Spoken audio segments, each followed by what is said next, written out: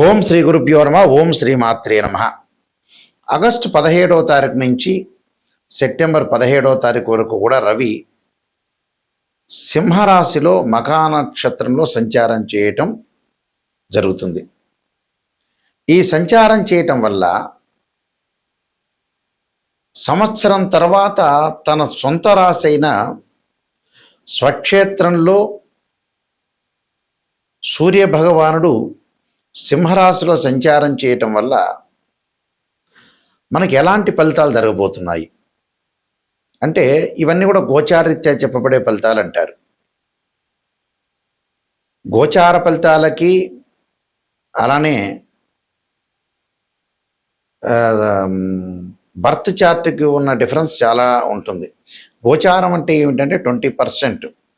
అంటే ఈ నెలలో ఎలాంటి పనులు చేయాలి, వృత్తి ఉద్యోగ వ్యాపార రంగాలు ఎలాంటి నిర్ణయాలు తీసుకోవాలి, ఎలాంటి విషయాల్లో ముందుకు వెళ్ళాలి, ఎలాంటి నిర్ణయం తీసుకుని ముందుకు వెళ్ళాలి, ఆరోగ్యపరంగా ఎలా ఉంటుంది, ఉద్యోగపరంగా ఎలా ఉంటుంది, వ్యాపార పరంగా ఎలా ఉంటుందని, శుభ కార్యక్రమాలు ఎలాంటి నిర్ణయాలు తీసుకోవాలనేది తెలిపేదే గోచారం. లైఫ్ లాంగ్లో రవి ఎలా ఉన్నాడు అంటే లైఫ్ లాంగ్లో ఏ విధంగా ఉండబోతున్నాడు అనేది మనం చూసుకోవాలి. ఎందుకంటే దశమ భావాధిపతి కూడా ఇక్కడ రవే. దశమ భావాధిపతులు రవి, బుధుడు, గురువు, శని. అందువల్ల దశమ భావానికి కారకత్వాన్ని వహించే గ్రహం ఏంటంటే రవి జ్యోతిష్ శాస్త్రంలో. మిగతా భావాలకి మిగతా గ్రహాలు ఉన్నాయి. రవి ఏ స్థానంలో ఉన్నాడు, రవి మహర్దశ కలిసి వస్తుందా లేదా, రవి మహర్దశలో ఉద్యోగం వస్తుందా లేదా, బర్త్ చార్ట్ ప్రకారంగా రవి ఎక్కడున్నాడు. కొన్ని లగ్నాలకి రవి మహర్దశ కలిసి వస్తుంది, కొన్ని లగ్నాలకి రవి మహర్దశ కలిసి రాదు.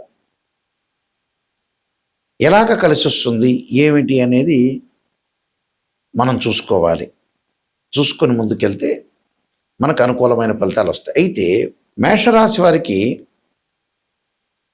పంచమ రాశ్యాధిపతి అయిన రవి పంచమ స్థానంలో ఉండటం వల్ల అపరిచితులను నమ్మి మోసపోకూడదు, ఎవరితో కూడా తొందరపడి నిర్ణయాలు తీసుకోకూడదు, ఆరోగ్యపరంగా ఇబ్బందులు కలగకుండా చూసుకోవాలి, బంధువుల రీత్యా కూడా భంగపాటు, సంతానం మూలకంగా కొన్ని సమస్యలు వచ్చే అవకాశాలు, ఏ పనైనా కొంత జాగ్రత్తగా ఉండటం, వృత్తి ఉద్యోగ వ్యాపార రంగాల్లో కూడా మందకొడిగా సాగించటం, ధన నష్టం జరగటం ఒకటి.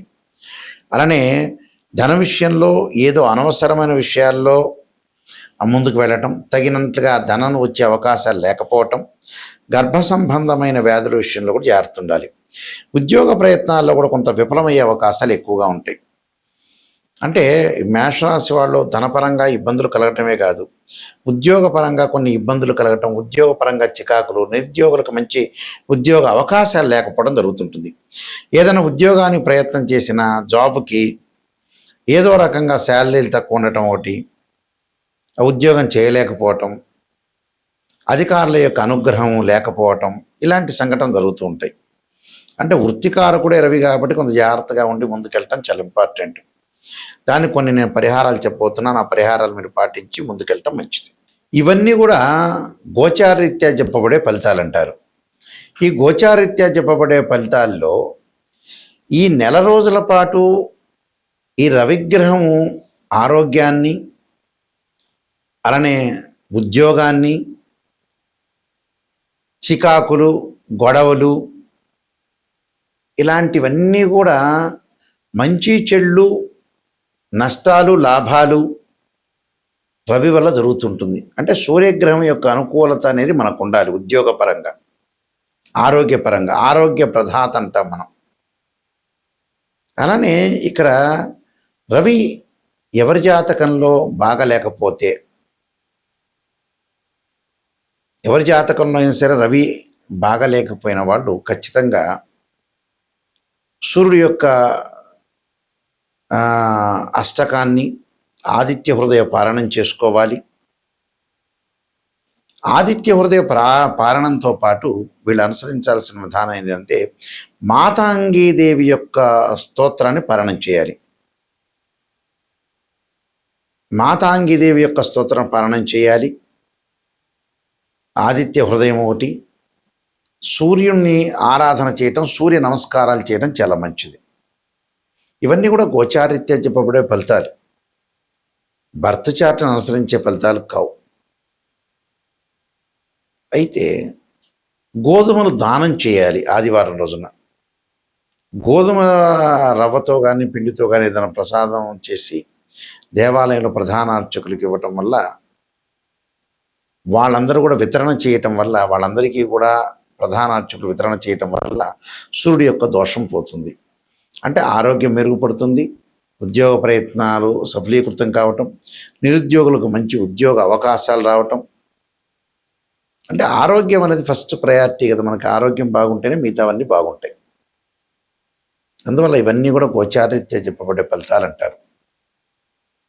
నిజాన్ని తెలుసుకోవాలి. గోచారం అంటే ఏంటంటే, ఈ నెల రోజుల పాటు రవి ఎలాంటి ఫలితాలు రాబోతున్నాయి, సూర్యగ్రహం యొక్క ఫలితాలు ఎలాంటివి రాబోతున్నాయి, మనం ఎలాంటి జాగ్రత్తలు తీసుకోవాలనేది గోచారం. లైఫ్ లాంగ్గా రవి ఎలా ఉన్నాడని చూడటం వేరే. అంటే జన్మలగ్నాన్ని అనుసరించి రవి ఏ స్థానంలో ఉన్నాడో, రవి మహర్దశ కలిసి వస్తుందా లేదా. కొంతమందికి రవి మహర్దశ కలిసి రాదు, కొంతమందికి కలిసి వస్తుంటుంది. ఎవరెవరికి కలిసి వస్తుంది, ఎవరెవరికి కలిసి రాదు, వాళ్ళ జన్మలగ్నాన్ని బట్టి అనుసరించి మాత్రమే ముందుకు వెళ్ళాలి. అంటే ఉద్యోగపరంగా ఎలా ఉండబోతుంది, డెవలప్మెంట్ ఎలా ఉండబోతుంది, ఆరోగ్యపరంగా ఏమైనా ఇబ్బందులు కలుగుతాయి, ఇలాంటివన్నీ కూడా జాగ్రత్తగా అనుసరించి ముందుకు వెళ్ళాలి. నేను కాలసర్పయోగము, కాలసర్పయోగ చంద్రిక, రాహుకేతులు, ఛాయాగ్రహాలు, పుత్ర గణపతి వ్రతము, స్వప్న శాస్త్రము, దేవతా గోత్రపరులు పార్ట్ 1, పార్ట్ 2, అలానే నవగ్రహ దోషాలు పోవడానికి 12 మహా అమ్మవార్ల యొక్క స్తోత్ర పరణాలు, బృహత్ పరిహార సింధు, వివాహ మార్తాండము, జాతక చంద్రిక, దేవాలయ ఆగమ శాస్త్రం, transit of results, prediction of astrology, ఇలాంటి నెంబర్ ఆఫ్ ఆస్ట్రాలజీ బుక్స్ రాశాను. ఇవన్నీ కూడా రాజమండ్రిలో మోహన్ పబ్లికేషన్ వారి దగ్గర దొరుకుతాయి, మా దగ్గర కూడా లభ్యమవుతాయి. మా వెబ్సైట్ www.nayakanti.com, nayakanti.in. ఈ నెల నుంచి ఒక న్యూ ఛానల్ స్టార్ట్ చేయబోతున్నాం మా నాన్నగారి పేరు మీద. మా నాన్నగారు శ్రీశైలంలో ప్రధాన పురోహితులుగా పనిచేశారు. బ్రహ్మశ్రీ కీర్తిశేషులు నాయకంటి కుమారస్వామి శర్మ దైవజ్ఞ. వీరు జ్యోతిష్యంలోనూ, వాస్తులోనూ, అలానే స్మార్తంలోనూ, వేదంలోనూ, హస్త సాముద్రికంలోనూ పండితులు. అంటే వీళ్ళందరూ కూడా మా నాన్నగారు పురాతన రోజుల్లో జ్యోతిష్యులు. వీళ్ళందరూ కూడా ఇప్పుడు లేరు, కాలం చేశారు. వారి పేరు మీద, ఎందుకంటే పెద్దవాళ్ళు చెప్పే విధానాలు కానీ అవన్నీ కూడా పూర్వం రోజుల్లో చాలా మంచిగా ఉండేది, వాళ్ళ నిర్ణయాలు కానీ వాళ్ళ విషయాలన్నీ కూడా. అందువల్ల నిజాలు తెలుసుకోవాలని ఆ ఛానల్లో ప్రత్యేకంగా కుశదోషాలు, ఏ వాళ్ళకి కుశదోషాలు ఉంటాయి, ఏ వాళ్ళకి ఎగ్జామ్షన్ ఉంటాయి, ఏ రాసులకి, ఏ నక్షత్రాలకి శుక్రదోషాల గురించి కానీ, వాస్తు సంబంధించిన సమస్యల గురించి కానీ దానిలో ప్రత్యేకంగా చెప్పబోతున్నాము. అందువల్ల ఖచ్చితంగా ఆ ఛానల్ని మీరు ఆదరించండి. ఆదరించి మీకు ఏదన్నా సందేహాలున్నా మాకు ఫోన్ చేయొచ్చు. నిజాన్ని తెలుసుకోవడం చాలా ఇంపార్టెంట్. అందువల్ల నిజాన్ని తెలుసుకొని ముందుకు వెళ్ళండి. మా వెబ్సైట్ www.nayakanti.com, www.nayakanti.in అనే వెబ్సైట్ను చూడండి. మీరు చక్కగా మీ అందరికీ కూడా పరమేశ్వరుడు యొక్క కరుణాకటాక్షం ఉండాలని ఆశిస్తూ సర్వే జనా సుఖినో భవంతు.